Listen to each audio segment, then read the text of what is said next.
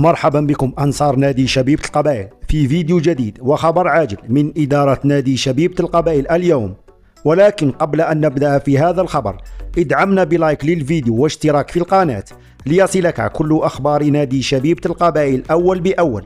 اجتماع رسمي ينتظر إدارة نادي شبيبة القبائل لحسم كل هذه الأمور، ودائما في السياق نفسه كشفت ذات المصادر أن إدارة نادي شبيبة القبائل ستكون على موعد مع اجتماع رسمي ينتظر إدارة شبيبة القبائل وفي مقدمتها الرئيس الهادي ولدعلي مع السلطات المحلية لولاية تيزي وزو، وذلك من أجل حسم كل الأمور وأيضا أخذ الضوء الأخضر لاستقبال شبيبة القبائل في الموسم القادم بشكل رسمي في الملعب الجديد.